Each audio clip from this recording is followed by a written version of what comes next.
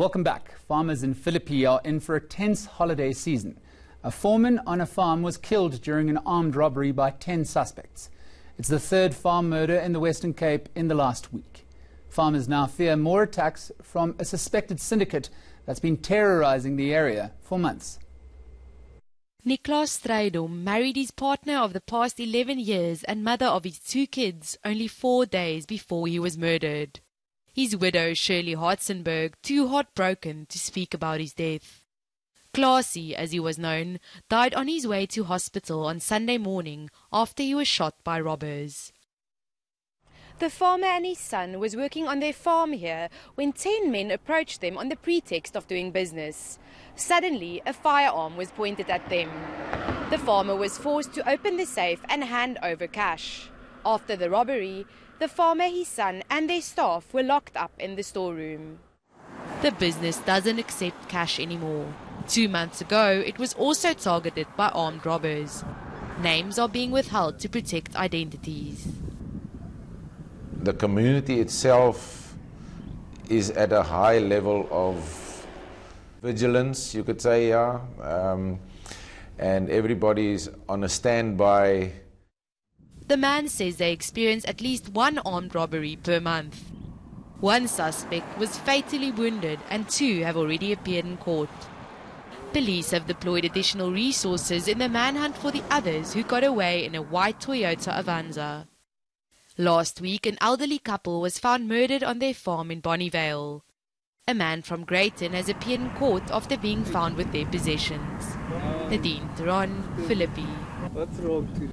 A devastating fire has swept through the Eastern Cape holiday town of St. Francis Bay. At least 10 homes burnt down in the fire that started on Tuesday morning. ENCA's Atiam Tongana was there and filed this report. These were the chaotic scenes in St. Francis Bay following the runaway fire fanned by strong winds on Tuesday. 11 homes were gutted and 2 partially burnt down. Residents are now picking up the pieces. Unfortunately, it caught us by surprise. It was so quick. It was like a 60-65 kilometer wind. And I was at the spa for 10 minutes. My wife phoned me and said, "Get here quickly, there's smoke behind us." And by the time I got here, the flames were already really about 15 foot. We've left here with the clothes on our back. The community here in St. Francis have been absolutely fantastic. It's suspected the blaze was due to human error. What we heard unofficially is that somebody made a fire in the veld this morning. That veld fire basically got out of control. There was a southwesterly wind that picked up that fire, and then the fire just jumped, and it happened very quickly. So yeah, that's the consequence of somebody being very irresponsible. You're looking at close to 100 million, or maybe just over 100 million of damage to houses. Vegetation, that still has to be determined, but you're looking at damage of over 100 million. Cleanup operations are expected to continue for the next few days. Atiam Tongana, St. Francis Bay in the Eastern Cape. Government is unlikely to meet its goal to halve road deaths by 2020. That's according to the Automobile Association. South Africa is a signatory to the United Nations campaign which aims to reduce road carnage by 50% within the next 2 years. ENCA's Tsegahatsha Moagi takes a look. When we look at the figures over the last 10 years, we're looking at around about 140,000 deaths over the period. Around about 14,000 people are dying every year, and that number isn't reducing significantly year on year. What we'd like to see, obviously, is that that number is halved at least by 2020, but it's doubtful that that's going to happen. Skepticism from the Automobile Association's Leighton Beard. As part of the UN's Decade of Action for Road Safety 2011-2020 campaign, government is targeting a 50% reduction in road fatalities within the next 2 years. But how realistic is that? Beard says government will have to put shoulder to the wheel to achieve this goal. So in terms of what government can do, obviously we'd like to see more law enforcement. We'd like to see better prosecution of road offences. from a motoring point of view, we know that 40% of all deaths on our roads are pedestrians. There is a disregard for motorists. Motorists need to make sure that they are focused on the road, that they are obeying the rules of the road, and that their behavior changes. As figures show, government has struggled to keep road deaths down, especially over the holiday period. And the question is, will this year's intervention plans finally pay off? Johannesburg. Completely destroyed. That's how a Taxify passenger is describing his life after a driver allegedly stole from him. And he's not the only one with such claims. It comes amid an increase in the use of e-hailing apps over the festive season. Silindelo Masekane has more. Taxify, out of all things, chose to totally disregard me. Online content producer Thabo Bluebird used the Taxify app to get home safely last month. Little did he know the trip would change his life. Bluebird forgot his 30,000 rand phone inside the car. Gone. No, I'm mad. I'm hurt. Right.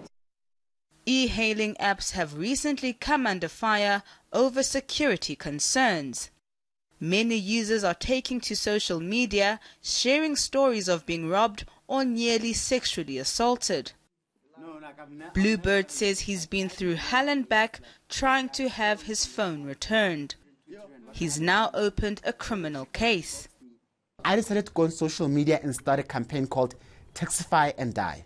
The aim of the hashtag was to get as many people to share their stories as possible so that they can also hold Taxify accountable. The campaign was going well, more people were sharing their stories like this happened to me. And I was thinking, if I can publicly shame Taxify for what has happened to me and their driver not giving me my phone and their customer service being impossible to help people, maybe they will actually hold themselves accountable for once and change their policy and how they operate with customers. The 30-year-old says his phone was his bread and butter. I've lost out on so much money and so many campaigns because I cannot work. I do not have a proper phone.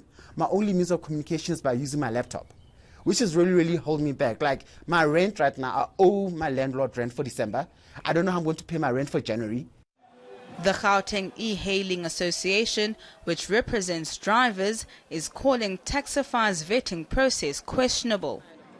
It says the industry needs regulation urgently.